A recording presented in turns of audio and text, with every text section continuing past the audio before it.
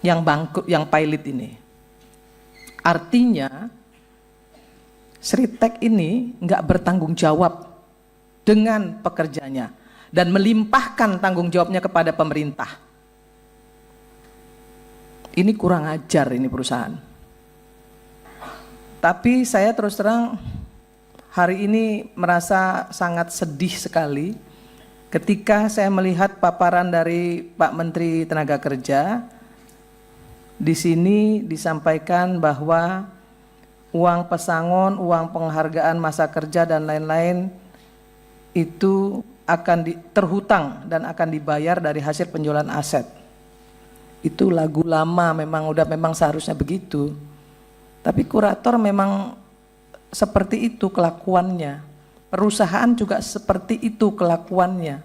1-2 bulan menjelang Lebaran selalu melakukan PHK. Nanti di Undang-Undang Ketenagakerjaan yang baru pimpinan, ini harus masuk dalam klausul loh. Perusahaan yang melakukan tindakan amoral ya, yang seperti ini harus ada punishment yang jelas kok. Ini mau hari raya loh ya. Sama sekali tidak menghormati orang yang sedang berpuasa, yang juga akan hari raya, tiba-tiba PHK. Ini kelakuan ini udah bertahun-tahun terjadi begini dan terjadi pembiaran ini.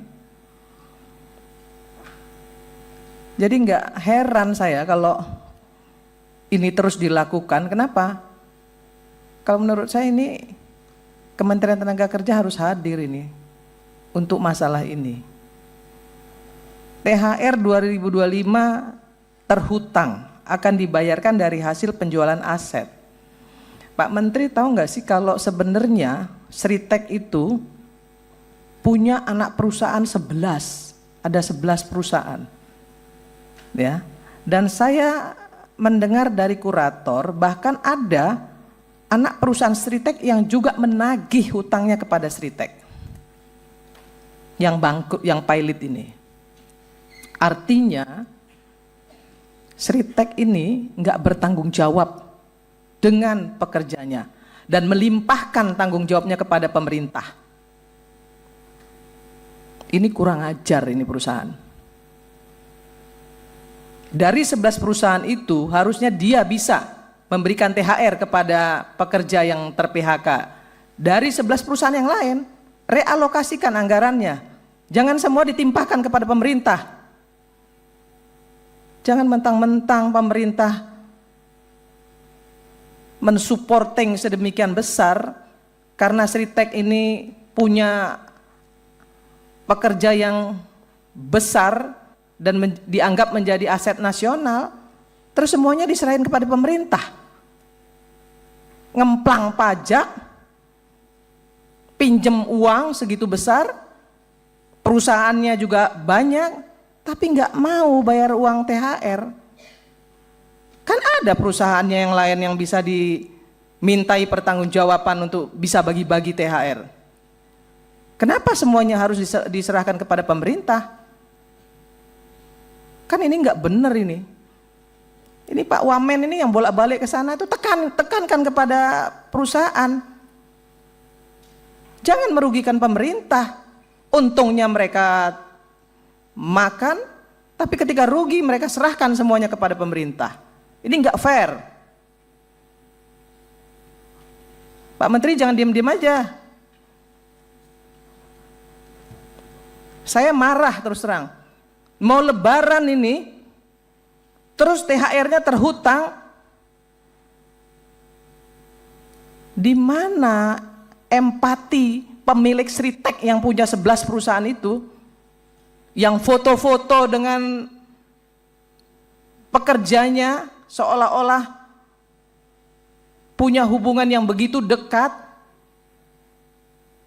tapi mana tanggung jawabnya, mana empatinya? Ini mau Lebaran loh, mau hari raya loh. Semua diserahkan kepada pemerintah. BPJS Tenaga Kerja, saya telepon, tanya sama Pak Anggoro.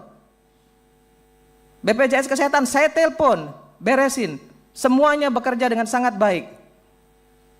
BPJS Kesehatan sangat baik, BPJS Tenaga Kerja apalagi. Saya telepon langsung kok Pak Anggoro, tanya beliau nih. Pak Anggoro, jangan sampai pekerja Sritek itu tidak dipertanggungjawabkan apa yang menjadi bagian mereka yang ada di BPJS Tenaga Kerja. Dan itu sudah dilaksanakan. Kok Sriteknya enak-enakan, ongkang-ongkang? 11 loh perusahaannya, bahkan saya baca nih ya, kurator menyatakan bahwa ada anak perusahaan Sritek yang ikut nagih ke Sritek. Artinya kan mereka masih punya uang. Kalau nunggu kurator sampai kapan?